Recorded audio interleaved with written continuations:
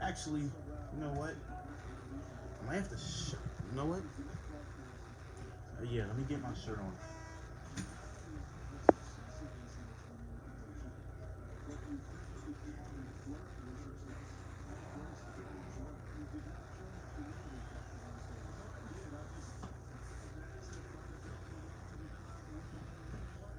Now, until the 2 minute mark of this Nuggets Clippers game, we're gonna take a look at some highlights.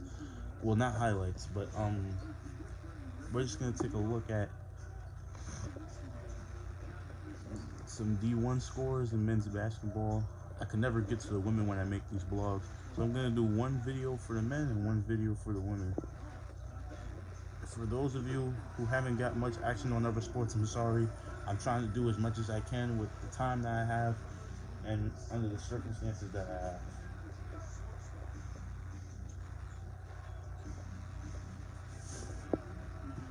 So we have a 3 overtime game in the Sun Belt Conference. Look at this.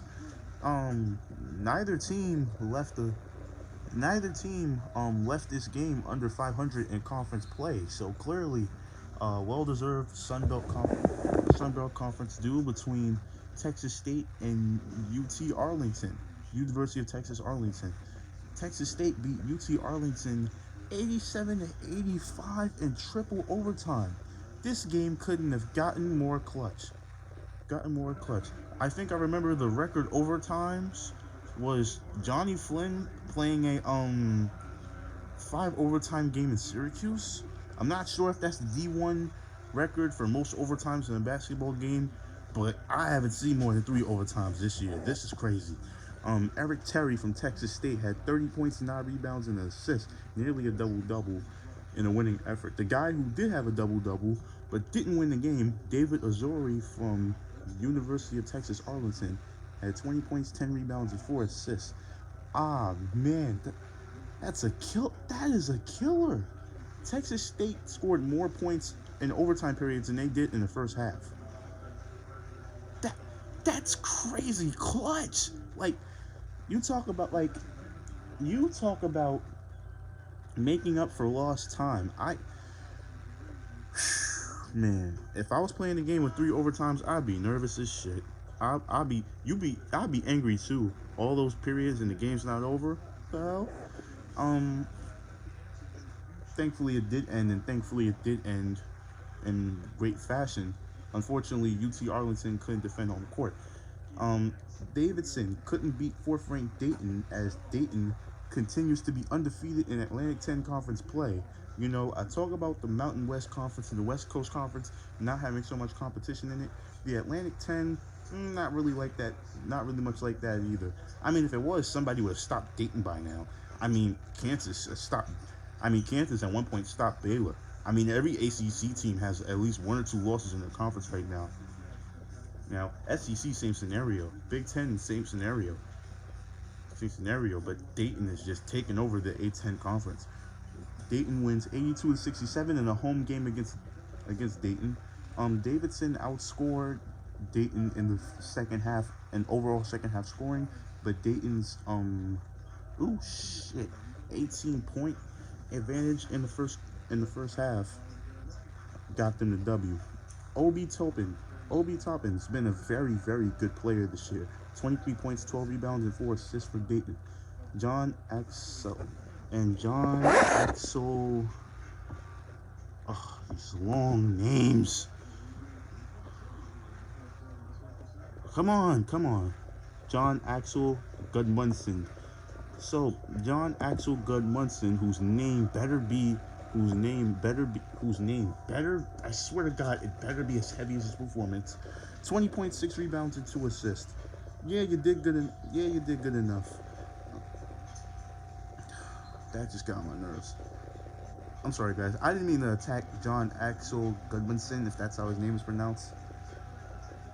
Sheesh. At least give me more stats to look at with a name like that. Sheesh. I'm over here working hard. I'm over here working harder to look at names. I should start doing bios. I should start doing like some real fucking research. Shit. It just says Guemun. It could say Gud Monster. I don't know.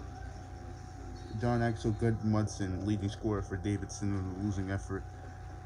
Obi Toppin, one of the best players in the Atlantic 10. Dare I say, one of the best players in college basketball. Ohio came away with the win against Kent State in MAC competition. Ohio left that game 7-9. Kent State left that game 8-8. They were above 500 before this game. Now they're right back at 500. Ohio won 76-69. 76-69, and they led both halves. Jason Preston, 18 points, 5 rebounds, and 10 assists. Jason Preston putting on for Ohio, and Antonio Williams had 22 points, 7 rebounds, 5 assists. Another impressive stat line. As we go down D1 scoring in the Sun Belt Conference, we have a state rivalry. That was settled. Georgia Southern beats Georgia State 79-70. Isaiah Crawley with 18 points, 8 rebounds, and 3 assists, and just for Georgia Southern, and for Georgia State, Justin Roberts with 21 points, 4 assists, and just 1 rebound. Wright State in the Horizon Conference. This is a conference I haven't seen much.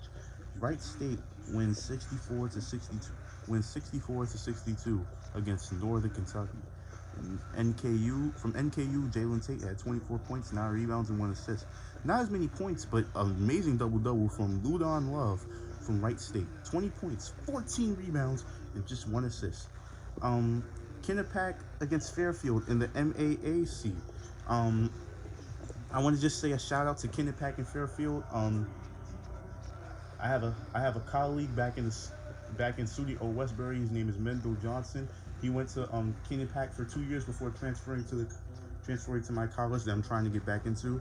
And shout out to Fairfield, the school that I gotten in tune with in the Northeast Residence Hall Conference. So shout out to both of these schools.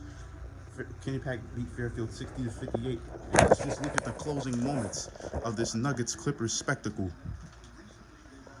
And of course, the Clippers came away with a 31-point win. The Nuggets trying to fight back to lessen the deficit. That shot doesn't work.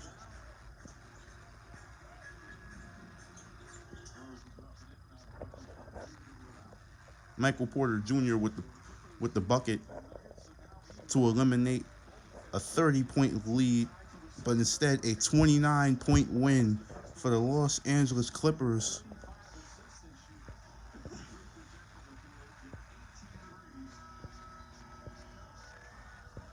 And there is your final score, 132-103, Clippers over Nuggets.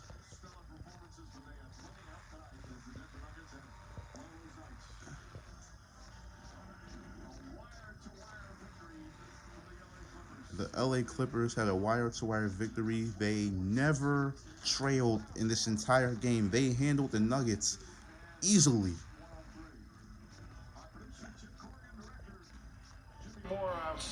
And the Clippers just make Friday night look easier than Sunday morning, do they not?